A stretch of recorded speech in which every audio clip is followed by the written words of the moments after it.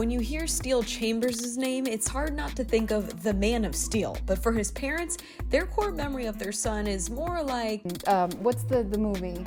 Run, Forrest Gump moments. He ran through the end zone and then continued into the parking lot, and I think his dad had to go run after him. Go, Steele, run! Go! Go! That was probably things that I remember about when I think about where he is now, right?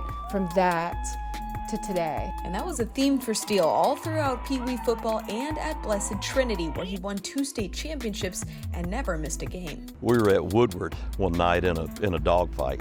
Had not played well in the first half. So Steele, who never says anything, walked up to me and said, "Coach, look, just give me the ball this half and let's get out of here." And it was one of those moments that, you always remember, because he was the most unselfish player I ever had. I thought, okay, this is a small school. Like, nobody knows where BT is. Coach Saban doesn't know what BT, he does now. So I remember Coach McFarland saying, "Stacy, I promise you, right? They will find him." And they've continued to build a program, right? So you just had to get on the map, right? They did find him. And Steele ended up finding a home at Ohio State. Of course, as parents, you want your kids to play local and be here. But once again, he jumbled Georgia with all the other schools, right? So he's gonna look at them fairly. And it was just a feel that he had at the Big Ten environment. A big part in that decision was being recruited on both sides of the ball. But once he spent 3 seasons as a Buckeyes running back, he had second thoughts when his coaches asked him to consider the switch to linebacker. At first, he was a little bit resistant. I mean, he said no because he had never been. It was getting ready to start his third year, and he had never been through a spring practice in a position. So he was like, "I finally know my position, and I'm getting ready to go to a spring, which is where you win your position, and now you want me to change?" No. I remember talking to him the first time. He said, "You know what?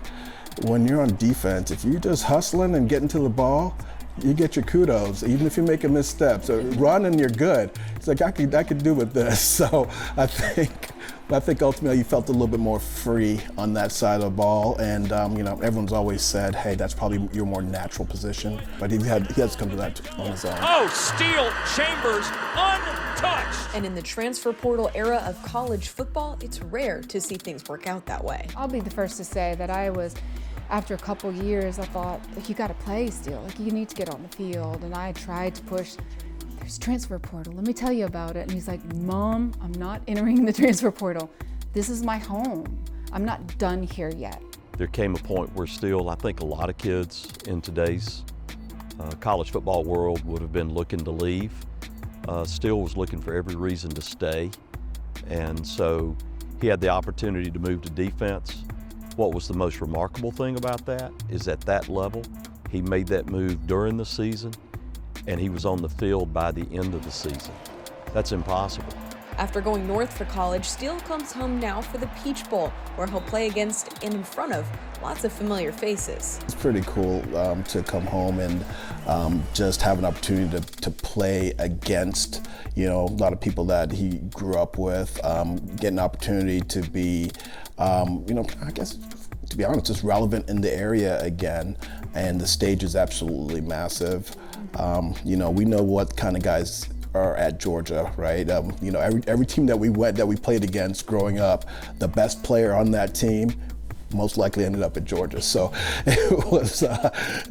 We know it's quite a challenge, but it's really a good opportunity for him to just kind of showcase, what he took up into the Midwest. Finally, let's lift the curtain on this name, Steele. While his dad says he threw the name into contention after watching the 1997 movie starring Shaquille O'Neal as DC Comics character Steele. And his mom says after they wrote it on the birth certificate and the doctor read it out loud, he said, "Wow, this kid's gonna grow up to be a football player." And from running with the rock to now laying down the steel on the other side of the ball, looks like that's come to fruition for the Ohio State senior coming home on New Year's Eve. In Alpharetta, Kelly Price, Fox 5 Sports.